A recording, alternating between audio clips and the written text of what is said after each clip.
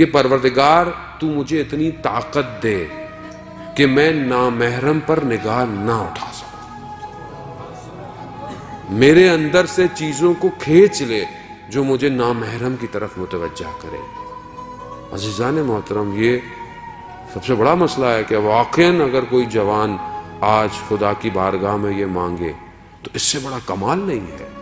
خوب انسان ضعیف ہے، میں ضعیف ہوں، لیکن میں خدا کی بارگاہ میں کہوں پروردگار تو جانتا ہے میرے ضعف کو، تو جانتا ہے کہ میں کس طرف کھچا چلا جاتا ہوں، اگر تو نے نہیں بچایا کون بچائے گا؟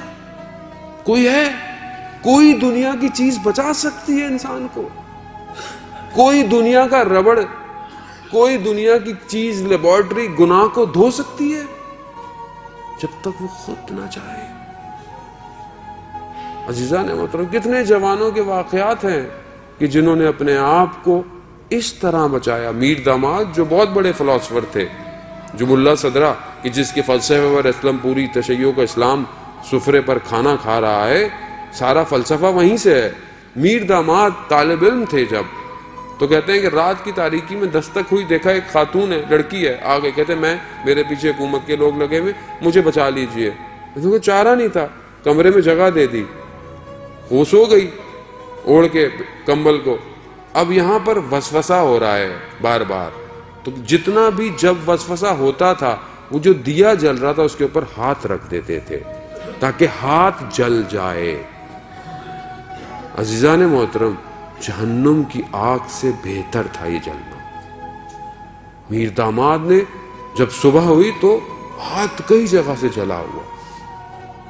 البتہ وہ امتحان تھا میر داماد کا کہ وہ جو اس وقت کا جو بھی سلطنت کا تھا، اس نے جان بوجھ کے اپنی بیٹی کو بھیجا تھا، اور پھر اسی سے ہی ان کی شادی ہوئی کہ یہ پاک جوان چاہیے، پاک جوان چاہیے۔ عزیزان محترم، ایسے ایسے جوان ہیں ہمارے علماء، استاد واقعے بتاتے ہیں جوانوں کے، کہ ایک شہر تھا ایران کا، اس کے اندر ایک عالم دین تھے، ان کے یہاں کوئی کام کرنے والا، گھر کے کام کرنے والا اس طرح کا جوان تھا، آتا تھا۔ ایک دن اس کو بیچا کہ سیڑھی کی ضرورت ہے، وہ گیا، وہ کافی دیر ہو گئی، تو ان سے پوچھا تم اتنی دیر میں کیوں آئے ہو؟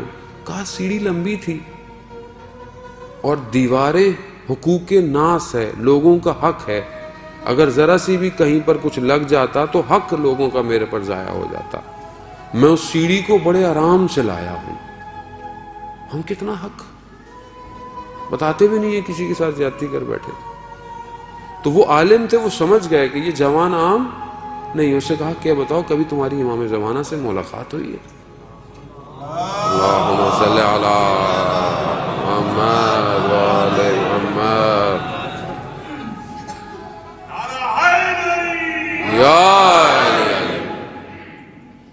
تو اس شخص نے بولا ہاں ابھی کچھ دن پہلے ہی امام اس شہر میں آئے ہوئے تھے۔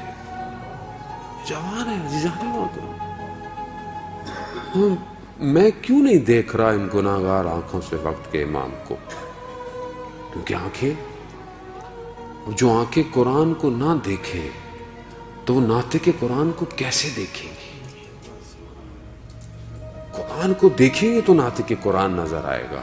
عزیزان محترم، خوب جوان عبادت، وہ کہتا ہے کہ پہلی چیز میں نے کیا مانگی تھی؟ یہ مانگی تھی کہ میرے اندر پروردگار طاقت دے کہ میں نامحرم کو نہ دیکھ سکوں، یہ مجھے خدا نے دیا۔ کہتے دوسری چیز میں نے خدا سے مانگی تھی کہ پروردگار مجھے شجاع بہادر بنا، وہ اس نے مجھے بنایا۔ کہتے تیسری چیز میں نے اس سے مانگی تھی، اس نے ابھی تک نہیں دی، اور اسی کے لیے میں گریہ کر رہا تھا۔ وہ کیا تھی؟ کہ پروردگار مجھے جوانی میں مجھے تھوڑی نیند دے تاکہ میں تیری عبادت کر سکوں۔ عزیزان محترم، میں زندگی گزر رہی ہے، گزر جائے گی۔ کتنا انسان اپنی زندگی میں کھاتا ہے، پیتا ہے، بولتا ہے۔